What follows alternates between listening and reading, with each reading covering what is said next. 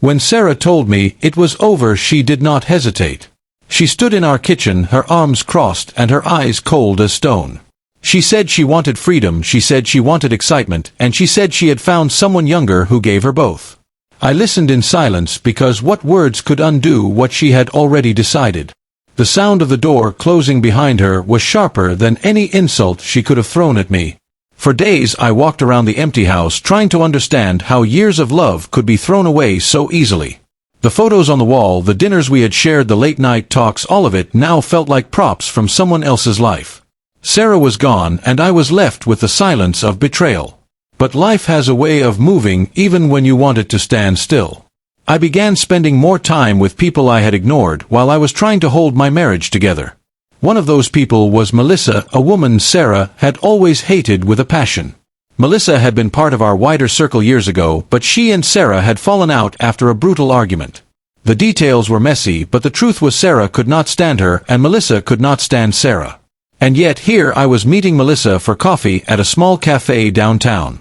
We talked for hours, and I realized how easy it was to be around her. She laughed at my dry jokes, she listened when I spoke, and she carried none of the sharp edges that Sarah had cut me with.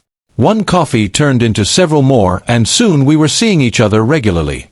It felt strange at first because of their history, but with every conversation I felt lighter and stronger. For the first time in months, I was not living under the shadow of what Sarah had done. Instead, I was building something new with someone who actually cared about who I was. Weeks passed, and my life began to change. I worked harder, I exercised more, I spent time on hobbies that Sarah had once mocked. Melissa encouraged me and pushed me forward, and slowly I rebuilt the pieces of myself that had been broken.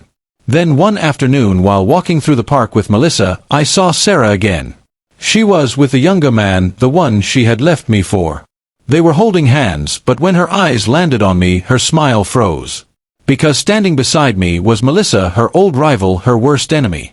Sarah's face twisted with disbelief, as if the universe had betrayed her. Melissa squeezed my hand and gave a small nod as if to say she had been waiting for this moment.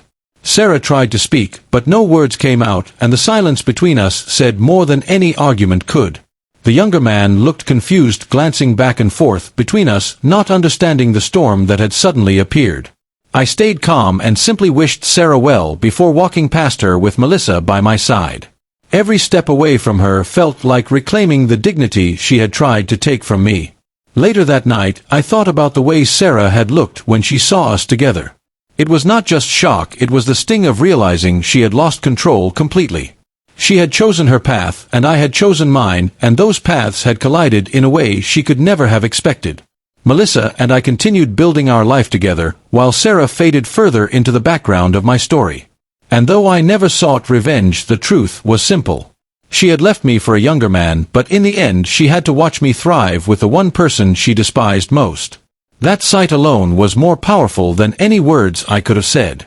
And it proved to me that sometimes life delivers justice quietly and perfectly without you having to lift a finger.